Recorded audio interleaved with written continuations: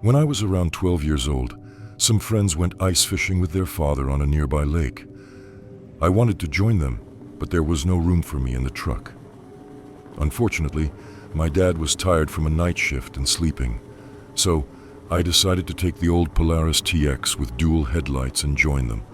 A side note, most snowmobiles at the time had only one light, making the machine easily recognizable.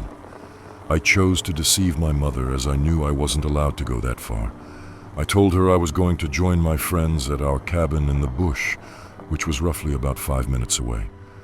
We planned to cook over a fire, and it wasn't uncommon for us to hang out there until 6 or 7 p.m. In reality, it was a 30-minute ride to the lake, and I had to cross a road I wasn't allowed to cross to reach my buddy's fishing hut. We spent the day taking turns riding snowmobiles on the lake and fishing. Around 5:30 p.m., it got dark quickly, and I decided to head home. As I crossed the lake, my headlights illuminated my surroundings, and I was doing about 50 mph on the groomed trail. Suddenly, I noticed a red flashing tail light and a headlight. I slammed the brakes, stopping about 60 feet away from a black pickup truck stuck on the groomed trail. The driver had abandoned the truck, presumably to get another vehicle for assistance. It was around 1989 or 1990, and cell phones were virtually non-existent. What saved me was a friend of my brother's who was there. Seeing a snow machine with 2 headlights, he knew it was my brother's. He jumped on his sled, pulled his rope to start his machine, and shone a light on the stuck truck. His sled wouldn't start until the 4th or 5th pull, and each time he pulled the rope, his lights flickered. This caught my attention, and I thought someone needed help. It's a good thing I stopped, otherwise I would have collided with the truck at 40 or 50 minutes an hour. Of course, I got in trouble and lost my sledding privileges for the rest of that season. So, that's my winter horror story. I am currently a woman, and at the age of 21, I was living with friends, single, and working at Dunkin Donuts. One evening, I returned home from work later than usual because corporate was scheduled for an inspection the following day. Upon arrival, I found the door locked and everyone was asleep. I didn't have a house key, and it was December in New York, so the weather was snowy and extremely cold. Since my friend's house was only 2 blocks away, I walked there, only to find that the usually unlocked door was now locked. After a brief moment of thought, I decided to head another 4 blocks over to my ex's mother's house. I wanted to see if his brothers were awake and would let me sleep over since I was getting really cold.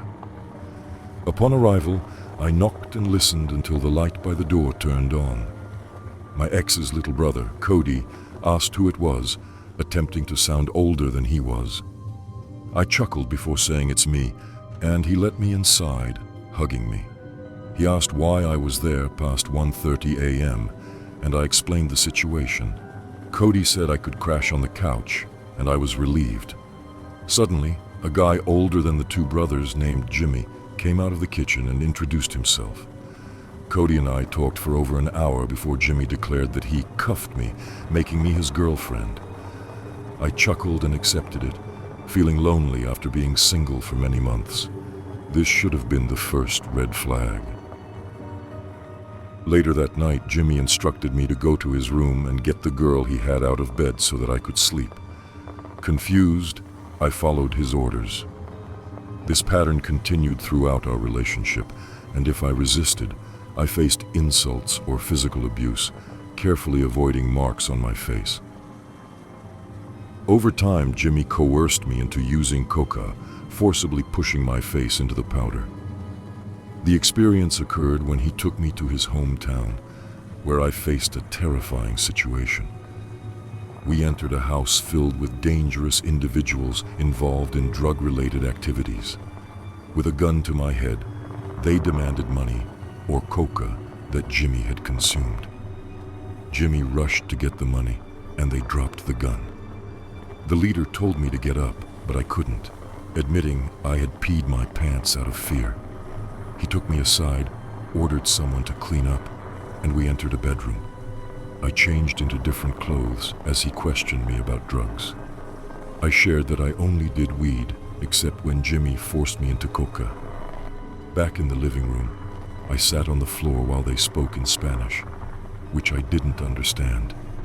When Jimmy returned with the money, they warned him not to mess up again, sparing me from punishment.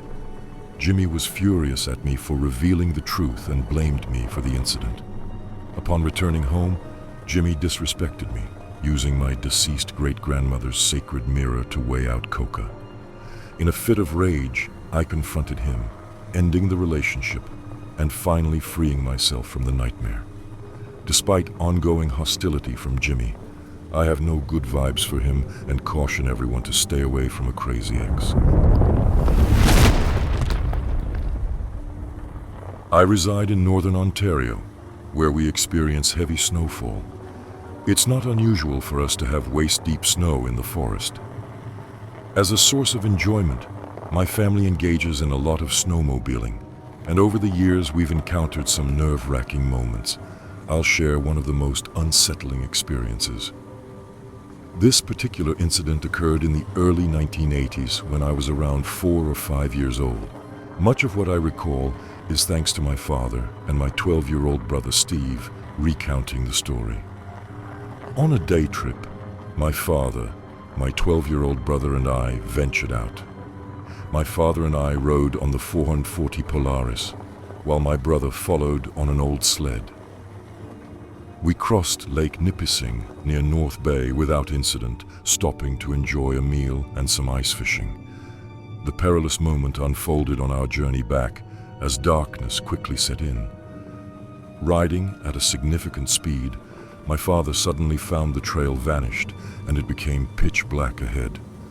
My father hit the brakes, bringing the machine to a full stop. We discovered a massive pressure on the lake with approximately 30 feet of open water in front of us.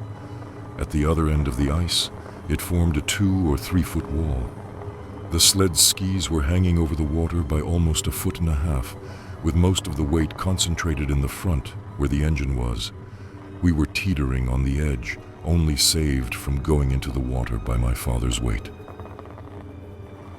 Considering jumping off and letting the machine go, my father hesitated, unsure if he could manage with me in his arms. Fortunately, Steve, who had stopped further back, ran towards us. He put his weight on the back end of the machine and started pulling it back. This allowed my father to pull me off, reducing the weight in the front. With my father pushing backward with his feet and my brother pulling, they finally backed the sled away from the edge. We had to take a significant detour to navigate around the seemingly endless pressure, but eventually we managed to escape the precarious situation.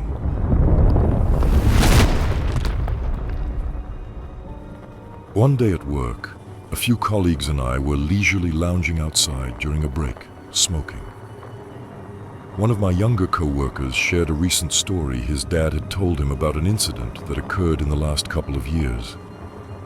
His father's job involved checking and diagnosing power lines for electrical problems. At the time, he was working at a popular ski resort just up the hill from our small historic town. On the evening of this incident, the ski lifts were out of order, and he was called in near dark to check and follow the power lines to find the problem. Armed with a flashlight, he set out to investigate. After checking a couple of poles and following the lines, he took a break before continuing. When he switched on his flashlight to navigate through the falling snow and darkness, he made his way to the next pole, following the nearly invisible power lines against the black sky. Approaching the next pole, he noticed an odd shadow dancing behind it in the swaying beam of his flashlight. Initially unsure of what it could be, a sense of dread grew in the pit of his stomach as he got closer. He realized he was seeing a pair of legs sticking straight up out of the snow at the base of the power pole. One leg was still attached to a snowboard, while the other was free and bent at an angle. Nothing moved. There was only the stillness and silence of the snow falling around him. Wondering if there was anything he could do to help the victim, he decided to run up and try to save them by digging them out by hand. Frantically digging, he exposed half of the body, only to realize it was too late to save them. Overwhelmed with helplessness, he sat and cried for an unknown duration.